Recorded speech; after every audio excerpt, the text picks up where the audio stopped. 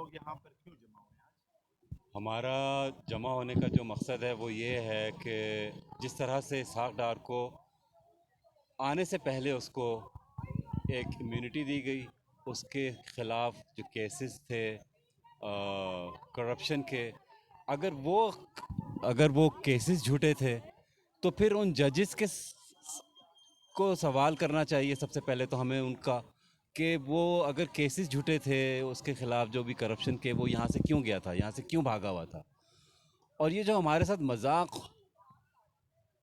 آئے دن ہوتا رہتا ہے کہ چوروں کو دوبارہ جس طرح سے لا کے یہاں پہ مسلط کیا جاتا ہے، یہ کب تک چلتا رہے گا یہاں پاکستان میں؟ سر آپ کی عمر بھی تقریباً 55 کے لگ بھگ لگ رہی ہے، تو 75 سال کی یہ قوم ہو گئی ہمارے ساتھ۔ انڈیا بھی آزاد ہوا تھا، بنگلہ دیش ہم سے بعد میں آزاد ہوا، وہاں پر ایسا مذاق نہیں کیا جاتا جس طرح پاکستان میں ہوتا ہے، یہ کیوں؟ اس کی جو مین وجہ ہے نا، وہ یہ ہے کہ ہم پاکستانی خود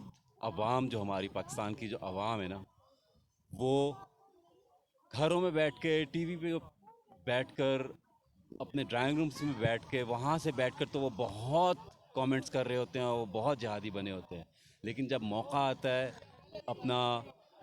آپ پاکستانیت دکھانے کا، باہر نکل کے ایک احتجاج کرنے کا، اس ٹائم وہ خاموش ہو کے چوہوں کی طرح گھروں میں بیٹھے ہوتے ہیں۔ تو جب تک پاکستانی اپنی سوچ نہیں بدلیں گے، جب تک پاکستانی پاکستان کو اپنا ملک نہیں سمجھیں گے، اور ہر پاکستانی یہ نہیں سوچے گا کہ یہ ملک میرا بھی اتنا ہی ہے جتنا کسی اور کا ہے، اور اس ملک کے لیے ہمیں خود کو آگے آ کے اپنا، ہر ایک کو، انسان کو، اپنے پاکستانی کو اپنا اپنا حصہ ڈالنا پڑے گا۔ جب تک ہم یہ نہیں کریں گے، آج دیکھ لیں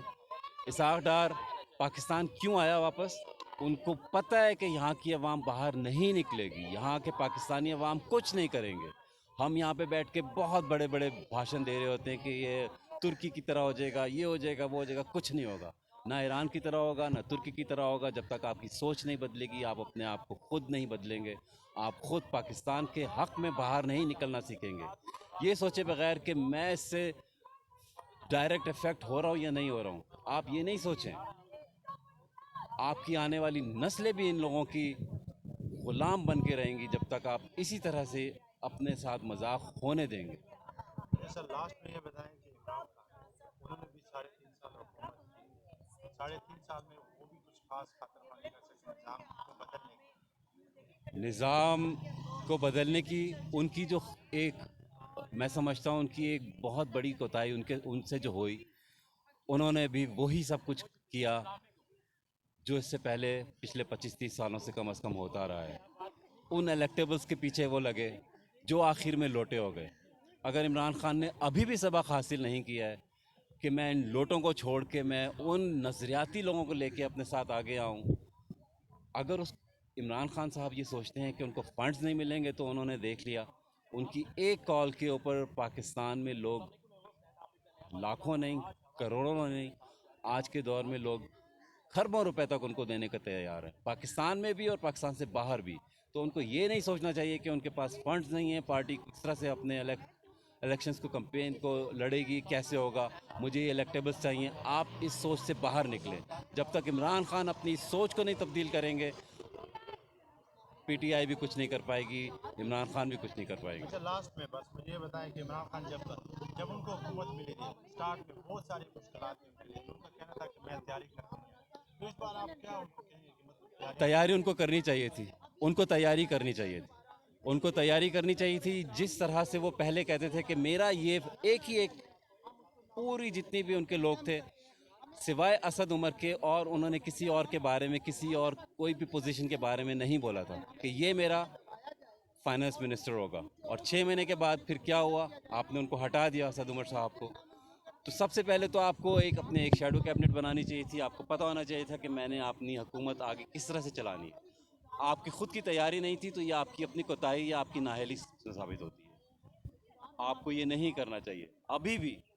اور پھر اس کے بعد بہت ساری اور چیزیں ہیں جس کے اوپر میں بیٹھنے، اگر بولنے لگوں تو بہت ٹائم لگ جائے گا۔ آپ نے جس طرح سے بہت ساری چیزوں کو مس مینیج کیا،